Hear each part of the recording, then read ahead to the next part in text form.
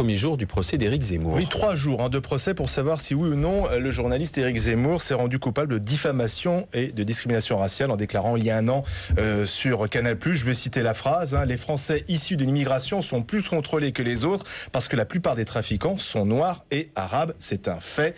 Le procès a démarré aujourd'hui. On va en débattre avec Elisabeth Lévy. Bonsoir. Bonsoir. Journaliste, rédactrice en chef du magazine Causeur. Et vous défendez la position d'Éric Zemmour et sa liberté d'expression. Nous sommes avec Alain Jakubowicz, président de la LICRA. Bonsoir. Et vous condamnez les propos d'Éric Zemmour. 3 jours pour Zemmour, c'est pas beaucoup. Écoutez, c'est ainsi que fonctionne la justice. C'est vrai qu'on peut considérer que c'est beaucoup, en tout cas que c'est trop comparativement à ces audiences au cours desquelles des prévenus comparaissent, on condamne à des années, des décennies de prison en beaucoup moins de temps. C'est ainsi que ça fonctionne. Mais ce procès est nécessaire ? Écoutez, bien sûr, puisque nous on en a pris l'initiative. Ceci étant, si c'est long, c'est aussi parce qu'Éric Zemmour a fait citer pléthore de témoins et tout ça prend du temps. Voilà. Elisabeth Lévy. Non mais nous, à l'époque, à Causeur, on avait fait un numéro qui s'appelle Délit de réel. Et je crois que Éric Zemmour a employé l'expression aujourd'hui. Il a dit quand on décrit la réalité, on est aujourd'hui criminalisé. Alors d'abord, je voudrais quand même dire, excusez-moi, Monsieur Jakubowicz, que cette décision d'attaquer Zemmour a été très contestée au sein de la LICRA et je comprends pourquoi. Tout simplement parce que là on atteint, si vous voulez, une gradation dans ce qu'on n'a plus le droit de dire qui devient complètement cinglé et comme le disait Alain Finkielkraut dans ce numéro, on va finir par laisser le monopole du réel au Front National. Alors je m'explique. Qu'a dit Éric Zemmour? Donc bien entendu il n'a pas dit que tous les Noirs et les Arabes étaient des délinquants, je le répète ici, il faut le dire et le redire. Il a dit, alors moi je dis les choses autrement, je dis, il y a une surreprésentation de la population d'origine étrangère. C'est pas ce qu'il a dit ? Il a dit exactement, ça veut dire la même chose. C'est absolument pas ce qu'il a dit. Monsieur Jakubowicz, voilà, on est au cœur du débat. Si ça vous ennuie pas, je vais terminer. Est-ce que vous avez attaqué, je vais vous poser une question, est-ce que vous allez attaquer Jacques Audiard ? Vous devriez. Le cinéaste Jacques Audiard. Oui, le cinéaste Jacques Audiard. Parce que dans Le Prophète, qu'est-ce qu'il montre ? Il montre... Non mais, si vous voulez, tous les gens le voient, les gens le vivent, les flics le racontent. Je veux dire, il y a aujourd'hui, pour des raisons, je veux dire, que Zemmour n'a pas pu expliquer ce jour-là, et c'est bien ça le problème, il y a aujourd'hui, d'accord, je veux dire, une délinquance qui est particulièrement forte dans la population d'origine étrangère récente, d'accord, on peut l'expliquer par des raisons autres, évidemment, que racistes. Voilà. À force de nier les problèmes, vous ne les traiterez jamais. Qu'est-ce qui vous déplaît dans les propos d'Éric Zemmour, pour qu'on comprenne bien? D'abord, ce qui vous déplaît, c'est le réel. Laissez-le répondre. Écoutez, si vous voulez faire les questions et les réponses, vous le faites, mais c'est sans moi. Bien, d'abord, premièrement, puisque vous attaquez la LICRA, la décision de poursuivre Éric Zemmour a été prise à l'immense majorité des membres du bureau exécutif. Il est vrai que la LICRA n'est pas le politburo et qu'effectivement, il y a eu un débat, que certains étaient contre, la majorité était pour, nous l'avons fait. Si les propos avaient été ceux que vous évoquez, Madame Lévy, à savoir de dire qu'il y a effectivement une surreprésentation de la population immigrée dans la délinquance en France. C'est un propos audible. C'est un vrai problème pour la société française. Ce n'est pas ce qu'a dit Éric Zemmour. Éric Zemmour sur la forme, en fait. Voilà. Ce qu'a dit Éric Zemmour, c'est de façon péremptoire. Et il faut prendre les propos. C'est-à-dire qu'il ponctue sa phrase. La plupart des trafiquants sont des Noirs et des Arabes. C'est un fait. Lorsqu'on lui fait observer sur le plateau, non, pas forcément, pas forcément, il répond, ben si. S'il avait expliqué, et d'ailleurs, il n'y a qu'à voir, toutes les sources qu'il cite par la suite sont des sources qui effectivement disent une chose qui est vraie et que nous ne saurions contester, et qu'évidemment nous ne contestons pas, mais qui explique l'ensemble du phénomène. Dire que dans la population immigrée, effectivement, on a moins de chances de devenir chroniqueur à BFM ou à iTélé que de devenir délinquant, c'est un lieu commun, c'est un truisme, c'est vieux comme le monde et dans toutes les couches d'immigration. Mais ce n'est pas ce qu'a dit Éric Zemmour. Éric Zemmour a... Et il y a deux façons de voir les choses. Il y a les choses qui sont dites, il a dit la plupart des trafiquants sont des Noirs et des Arabes, et il y a la façon dont les choses sont reçues. Si vous regardez les images, et vous verrez derrière une personne dans le public, une blonde qui est là, une jeune femme blonde qui est là, qui fait... Elle est stupéfaite par la violence du propos. Qu'est-ce qu'entend le téléspectateur? Le téléspectateur, il entend l'association entre délinquance, trafic et immigration noire et arabe. Et c'est cela qui est au cœur du débat. Je veux poursuivre d'ailleurs pour vous dire qu'il est également, mais inutile d'hurler, on peut parler posément, il est également poursuivi pour d'autres propos, je tiens quand même à l'indiquer. C'est des propos qu'il a tenus le même jour sur une autre chaîne, France O, dans laquelle il a expliqué que la discrimination était dans notre pays un droit. Alors heureusement, la personne qui menait les débats lui a dit mais non. Un noir ou un arabe. Voilà, on peut virer un noir et un arabe, c'est un droit. Bah écoutez, je suis désolé, mais c'est pas comme ça que ça se passe dans notre pays, heureusement. C'est un droit de virer des salariés. Imaginez que j'ai dit la plupart des délinquants sont des hommes. Ce qui est la vérité. Voilà, ça, c'est un fait. Vous ne pouvez pas le contester. J'aurais pu, de la même façon, être passible de la loi. Vous êtes en train... Si ça vous ennuie pas, j'ai écouté votre tunnel. Alors, si ça vous ennuie pas, vous allez me laisser parler. Mais quand vous dites des contre-vérités, je peux pas vous laisser. Aujourd'hui, vous pouvez dire, Elisabeth... Je vous ai écouté dire pas mal de bêtises. Alors, vous allez écouter ce que je dis, contre-vérité ou pas contre-vérité. C'est très intéressant. Attendez, parce que c'est important, parce que ça montre la limite de présenter ça comme un fait. Comment vous pouvez dire qu'aujourd'hui, la plupart des trafiquants sont noirs et arabes? Sur quel chiffre, quelle statistique vous basez votre réflexion? Si vous avez cité le cinéaste, mais c'est du cinéma. Je ne l'aurais pas dit exactement comme Zemmour. Mais comment aujourd'hui on peut... On se base sur ce que disent les flics, on se base sur ce que vivent les gens. Les jeunes bourgeois des villes savent bien à qui ils achètent leur shit à la fin des fins. Je veux dire, il faut quand même arrêter, si vous voulez, de raconter aux gens qu'ils ne vivent pas ce qu'ils vivent parce qu'il n'y a pas des sociologues estampillés pour leur expliquer. Je veux dire, c'est un problème que nous avons dans toute l'Europe et nous avons d'ailleurs, vous nous expliquez qu'on a moins de chance. C'est vrai, il y a un sociologue très intéressant, mais qui ne doit pas vous intéresser, qui a écrit un livre qui s'appelle Le déni des cultures. On a un problème d'acculturation, on a aujourd'hui un problème de type particulier de violence. Cette violence est chantée dans le rap.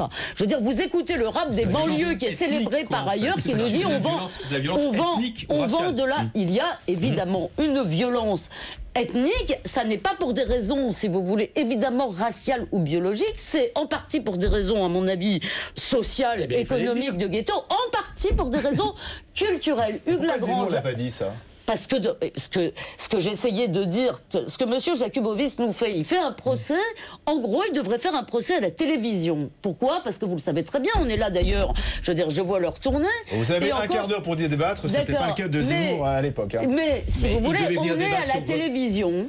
D'accord, dans un truc où vous avez un animateur qui cherche un peu le scandale. Les propos peuvent être jugés d'une façon grave, donc c'est important de bien s'expliquer, vous le savez bien. C'est important, mais vous savez aussi bien que moi, excusez-moi, je travaille dans une émission de télévision, je sais très bien que parfois on n'a pas le droit de suite, que parfois, je veux dire, mais bien sûr que si.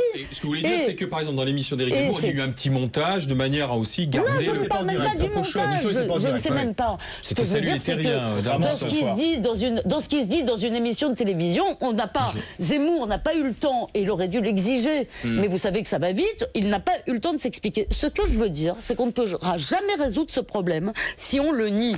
Il y a eu 5 ou 6 faits divers récemment où on voit un certain type de violence, je veux dire, qui, il se trouve...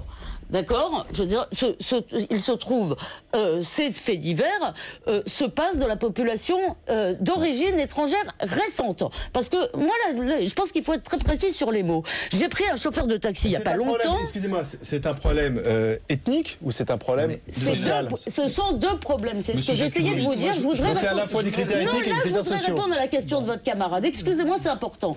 Je pense qu'il y a évidemment des causes économiques et sociales, mais en même temps, toutes les immigrations, je veux dire, oui, ces problèmes, il y a, si j'en crois Hugues Lagrange, certains types, dans une immigration récente de rapport à la loi et de problèmes, nous avons un problème d'acculturation, et si nous l'avons, c'est parce que nous avons renoncé à notre modèle d'assimilation, parce que nous victimisons comme vous le faites, et parce que nous nions le réel. Les gens vont devenir fous. Alain Jakubowicz, vous niez le réel? Je vois qu'effectivement vous en approchez. Mais vous niez le réel? Mais bien sûr que non. Et le travail de M. Lagrange est un travail remarquable. Mais c'est un travail qui est fait par un universitaire qui ne jette pas des vérités péremptoires aux heures de grande écoute, qui fait un travail de fond. Moi, ce que je voudrais dire sur les statistiques ethniques, nous avons des statistiques. Nous savons qu'au 1er janvier 2009, ce sont les statistiques officielles, 81,8% de la population carcérale est une population composée de citoyens de nationalité française. Ce que nous venons dire, qu'est-ce que ça ajoute au débat de savoir qu'un trafiquant est noir ou arabe? Je voudrais terminer. Un trafiquant est un trafiquant. Il est délinquant. Il n'est pas plus excusable parce qu'il est noir, arabe, ceci ou cela. C'est ça le fond du sujet. Le problème, c'est que M. Zemmour et consorts et Madame Lévy, qui nous accusent d'être tous les maux de la terre, c'est eux qui ethnicisent le débat. Dans le problème de la délinquance, ce qui est un fléau qu'il convient de combattre, c'est effectivement la délinquance et le trafic. Mais pourquoi passer par la justice? Pourquoi ne pas finalement laisser parler Éric Zemmour et en débattre ensuite? Eh bien, c'est très simple. C'est très simple. Nous le verrons. Puisque vous le savez, nous le verrons. C'est très simple. Pas du tout. Vous êtes mal informé. Il y a eu une cassation, Madame Lévy. Vous devriez être mieux informé quand vous affirmez, comme votre camarade Zemmour, des vérités péremptoires et définitives. Car Éric Zemmour aurait très bien pu, comme nous le faisons aujourd'hui, expliciter son propos. Il ne l'a pas fait parce qu'il n'a aucune documentation. La seule documentation qu'il cite, c'est un article du Point qui parle de suspects qui sont identifiés comme tels au regard de la consonance de leur nom. Bonjour, le caractère scientifique des propos. Ce que nous disons simplement, c'est que dans un état de droit, vous vous souvenez ce qui s'est passé après ces propos? Il y a eu un tollé. La France était coupée en deux. Il y avait les pros et les anti-Zemmour. Il n'y a pas un chroniqueur, pas un journal, pas une télévision qui n'a pas donné son avis. Ce que nous disons, nous, dans un état de droit, c'est pas aux hommes politiques, c'est pas aux chroniqueurs, c'est pas aux journalistes de dire le droit, c'est à la justice de dire où le curseur de la liberté d'expression doit être posé. Dans toute société démocratique, il doit nécessairement y avoir des limites à la liberté d'expression. Car s'il n'y a pas de limite, je voudrais aller au bout sur ce sujet. Quand on ne va pas... Prenons l'exemple... Prenons l'exemple de la société américaine et du premier amendement de la Constitution. Eh bien voilà, ça se termine en assassinat sur les campus. Voilà. Oui, absolument. Je suis au moins autant que vous pour la liberté. Aucune société ne vit sans limite à la liberté d'expression. Là, je crois simplement qu'on va très très loin. Tout simplement pourquoi? Que nous dit M. Jakubowicz? Que ça n'est pas scientifique. Ce que vivent les gens n'est pas scientifique. Bilger a dit une chose très intéressante. Il a dit ce que disait Zemmour est vrai. Les victimes aussi. La majorité des victimes, si vous voulez, de la délinquance dans ces cités sont aussi des Noirs et des Arabes, bien entendu. Je vais vous donner un exemple.